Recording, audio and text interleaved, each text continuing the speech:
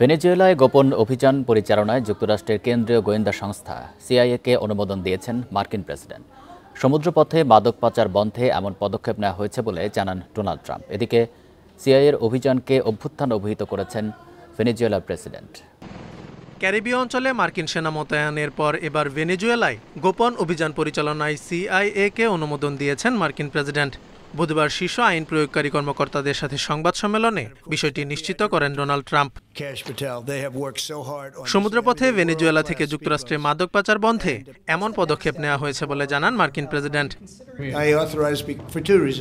দুই কারণে সিআইএকে অভিযান পরিচালনার অনুমতি দিয়েছি। আমাদের উন্মুক্ত সীমান্ত নীতির কারণে ভেনেজুয়েলার অসংখ্য নাগরিক যুক্তরাষ্ট্রে প্রবেশ করেছে এবং তারা এখানে নানা অপকর্মে লিপ্ত। দ্বিতীয়ত, ভেনেজুয়েলা থেকে সমুদ্রপথে প্রচুর মাদক আমাদের দেশে আসছে। স্থলপথেও আমরা তাদের থামাতে যাচ্ছি।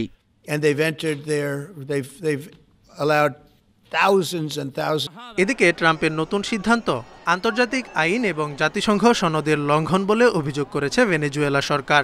এক বিবৃতিতে মাদুরো প্রশাসন জানায়, কারাকাসে শাসন ব্যবস্থা পরিবর্তনের জন্য এই অভিযানের বৈধতা দিয়েছে ওয়াশিংটন।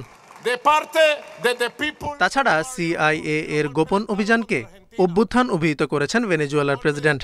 ট্রাম্পকে এই ধরনের কর্মকাণ্ড থেকে বিরত থাকার আহ্বান তার।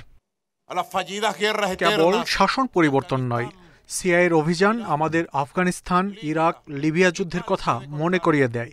আর্জেন্টিনার বিরুদ্ধে সিআই সমর্থিত অভ্যুত্থানে ৩০,০০০ নিখোঁজদের স্মরণ করিয়ে দেয়। মনে করিয়ে দেয় চিলির পিনোশেটের অভ্যুত্থানে নিহত বা নিখোঁজ হওয়া ৫,০০০ তরুণের কথা। এর আগে মঙ্গলবার ভেনেজুয়েলা উপকূলের একটি নৌকায় মার্কিন হামলায় অন্তত ৬ জন নিহত হয়। Zobayer Hossain, Independent news.